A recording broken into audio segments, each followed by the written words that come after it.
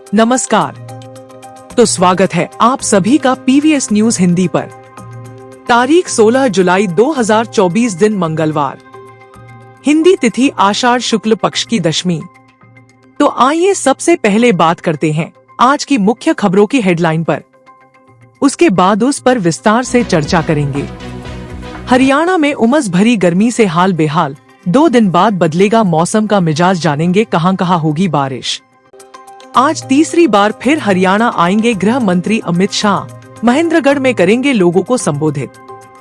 CM city Karnal में कांग्रेस ने भाजपा को घेरा।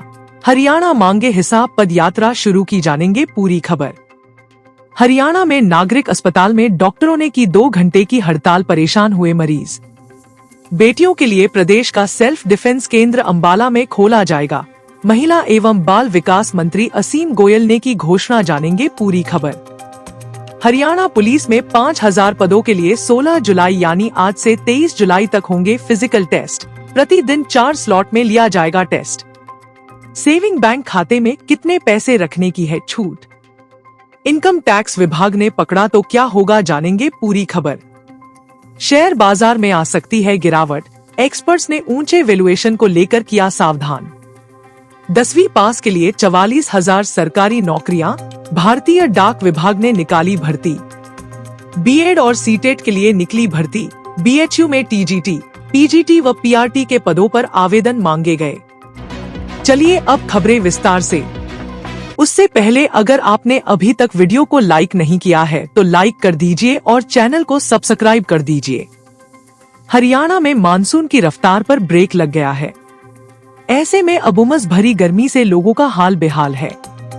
इसी बीच मौसम विभाग ने हरियाणा के मौसम को लेकर ताजा अपडेट दिया है। मौसम विभाग की माने तो प्रदेश में अगले 3 दिनों तक लोगों को उमस भरी गर्मी का सामना करना पड़ सकता है। हालांकि कुछ इलाकों में हल्की बूंदाबांदी देखने को मिल सकती है, लेकिन इसका गर्मी पर कुछ ज्यादा असर देखने को नहीं मिलेगा। इसके बाद 18 तारीख से मानसून प्रदेश में एक बार फिर एक्टिव होगा।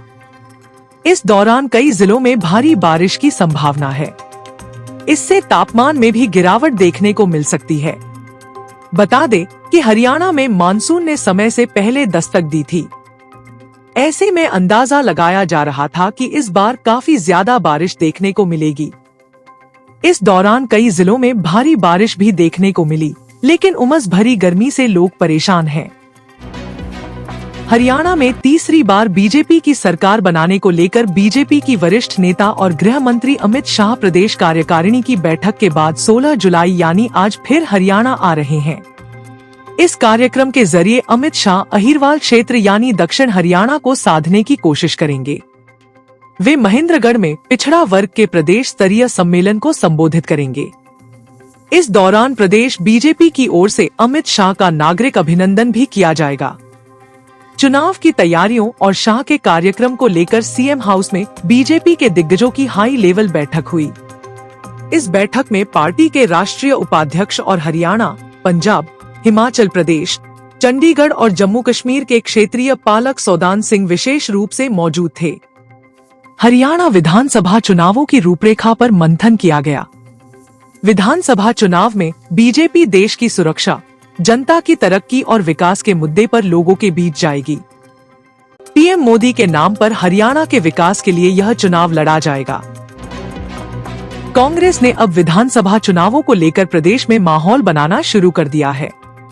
इसी क्रम में सोमवार की शाम से करनाल शहर की पुरानी सब्जी मंडी से हरियाणा की भाजपा सरकार से पिछले 10 सालों के कार्यकाल का हिसाब मांगने के लिए हरियाणा मांगे हिसाब पद यात्रा शुरू की है। पुरानी सब्जी मंडी में बड़ी संख्या में कांग्रेस कार्यकर्ता पहुंचे। यहां शाम को एक जनसभा की गई, जिसमें कांग्रेस के प्रदेशाध्यक्ष उदयभान और सांसद दीपेंद्र हुड्डा ने संबोधित किया। इस दौरान कांग्रेस नेताओं ने कहा कि हरियाणा की भाजपा सरकार को अब अपने 10 सालों के कार्यकाल का जवाब हरियाणा की जनता को देना होगा। भाजपा की सरकार ने सिर्फ झूठ बोलकर लोगों को गुमराह किया है, सिर्फ पोर्टल बनाकर लोगों की मुसीबतें बढ़ाई हैं, उन्हें सरकारी कार्यालयों के चक्कर लगाने को विवश किया है, गरीबों के राशन कार्ड काटे हैं। हरियाणा में बेतहाशा बेरोजगारी बढ़ गई है, युवाओं के कदम नशे की ओर बढ़े हैं। राज्य में अपराध इतना बढ़ गया है कि लोगों में भय का माहौल पनप रहा है। Haryana civil medical service association के आह्वान पर सेक्टर 10 स्थित नागरिक अस्पताल में डॉक्टर्स ने सुबह 9 से 11 बजे तक 2 घंटे हड़ताल की। इस दौरान ओपीडी को बंद रखा गया। आपातकालीन सेवाएं बाधित नहीं की गईं। ओपीडी बंद होने के कारण मरीज परेशान होते नजर आए। Haryana civil medical service association के गुरुग्राम जिला senior vice president doctor Keshav Sharma ने कहा कि 26 जून को स्वास्थ्य सचिव सुधीर राजपाल के साथ बैठक में मांगों की स्थिति के बारे में जानकारी दी गई। सरकार और HCMS एसोसिएशन के बीच आपसी सहमति के बाद डॉक्टरों ने 6 महीने पहले अपना आंदोलन स्थगित कर दिया था। इसके बावजूद आज तक मानी गई मांगे पूरी नहीं हो पाई हैं। स्पेशलिस्ट काडर, पीजी कोर्स के बॉन्ड में कमी, SMO की सीधी भर्ती रोकने और केंद्रीय सरकारी डॉक्टरों के समान SEP भत्तों की मांग पूरी नहीं होने पर डॉक्टरों में नाराजगी बढ़ी है। हरियाणा के महिला एवं बाल विकास मंत्री असीम गोयल ने घोषणा की है कि बेटियों को आत्म सुरक्षा के लिए प्रशिक्षित करने हेतु प्रदेश का पहला सेल्फ डिफेंस केंद्र अंबाला शहर में खोला जाएगा। इसके अलावा महिला एवं बाल विकास विभाग हमारी लाडो नाम से अपना FM चैनल शुरू करेगा, जो कि देश में इस विभाग द्वारा अपनी ही तरह का पहला चैनल होगा। उन्होंने बताया कि राज्य के प्रत्येक जिले में कम से कम एक चौक का नाम बेटी बचाओ बेटी पढ़ाओ चौक रखा जाएगा। असीम गोयल आज अंबाला में सर्वोत्तम माता पुरस्कार के राज्य स्तरीय कार्यक्रम में बतौर मुख्य अतिथि संबोधित कर रहे थे। इस मौके पर उन्होंने 442 सर्वोत्तम माताओं को अवार्ड देकर सम्मानित भी किया।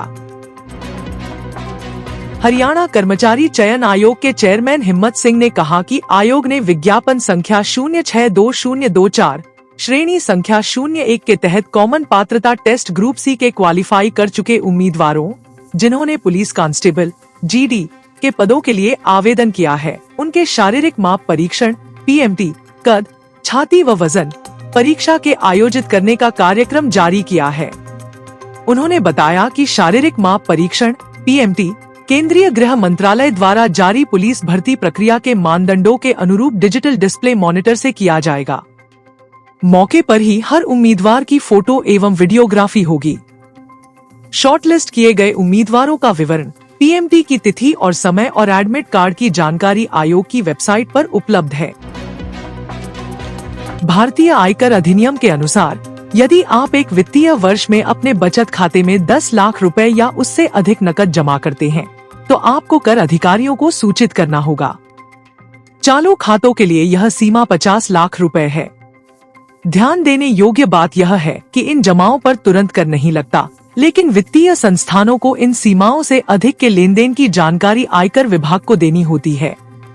धारा 194N नकद निकासी पर टैक्स। नकद निकासी के मामले में भारतीय आयकर अधिनियम की धारा 194N के तहत स्रोत पर कर कटौती TDS के नियम लागू होते हैं। इस नियम के अनुसार यदि आप एक वित्त वर्ष में 1 करोड़ रुपए से अधिक की निकासी करते हैं, तो 2% TDS काटा जाएगा। धारा 269 नकद लेनदेन पर जुर्माना। आयकर अधिनियम की धारा 269 के अनुसार यदि कोई व्यक्ति एक वर्ष में या एक लेनदेन में 2 लाख रुपए या उससे अधिक नकद प्राप्त करता है, तो उसे जुर्माना भरना पड़ सकता है। हालांकि यह जुर्माना बैंक निकासी पर लागू नहीं होता, लेकिन निर्धारित सीमा से अधिक की निकासी पर TDS कटौती लागू होती है। भारतीय बेंचमार्क इंडेक्सों ने लगातार दूसरे दिन अपनी बढ़त जारी रखी। सोमवार 15 जुलाई को निफ्टी ने पहली बार 24,600 के स्तर को पार किया। सभी सेक्टर्स में व्यापक खरीदारी देखने को मिली, खास तौर से सरकारी बैंकिंग शेयरों में।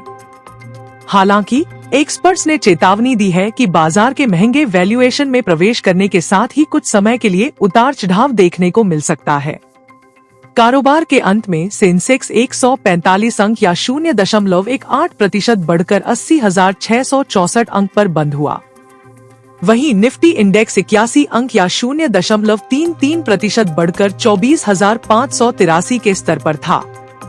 बाजार में व्यापक तौर पर बढ़त का रुख रहा, क्योंकि करीब 1,821 शेयरों में तेजी आई, 1,798 शेयरों में गिरावट आई और 103 शेयरों में कोई बदलाव नहीं हुआ।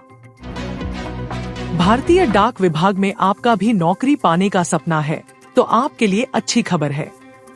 ग्रामीण डाक सेवक पद पर बम्पर भर्ती निकली है। यह 10वीं पास के लिए सरकारी नौकरी पाने का गोल्डन चांस है। इस भर्ती के लिए उम्र 18 से 40 साल के बीच होनी चाहिए। आरक्षित वर्ग के उम्मीदवारों को अधिकतम उम्र सीमा में छूट प्रदान की जाएगी। ग्रामीण डाक सेवक पद पर चयन 10वीं कक्षा की मेरिट के आधार पर होगा। इसके लिए आवेदन 15 जुलाई से शुरू हो गया है। आवेदन डाक विभाग की वेबसाइट पर जाकर करना है। इसके लिए आवेदन शुल्क 100 रुपए है।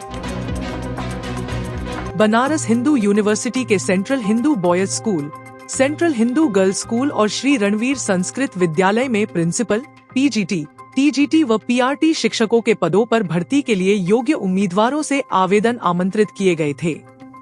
विश्वविद्यालय ने इस भर्ती के लिए आवेदन की समय सीमा को आगे बढ़ाकर 19 जुलाई कर दिया है। अब उम्मीदवार 19 जुलाई शाम 5 बजे तक आवेदन कर सकते हैं। इस भर्ती के लिए आवेदन करने की अंतिम तिथि 12 जुलाई निर्धारित थी, जिसे अब आगे बढ़ा दिया गया है। इच्छुक उम्मीदवार विस्तृत समय सीमा के भीतर आधिकारिक वेबसाइट bhut.ac.in पर जाकर आवेदन पत्र भरकर जमा कर सकते हैं। इन पदों के लिए आवेदन करने के लिए उम्मीदवार के पास बीएड की डिग्री और सीटेट का सर्टिफिकेट होना चाहिए। आज के लिए खबरों में इतना ही। कल फिर मुलाकात होगी ऐसी ही बेहतरीन खबरों के साथ। धन्यवाद। आपका दिन शुभ हो।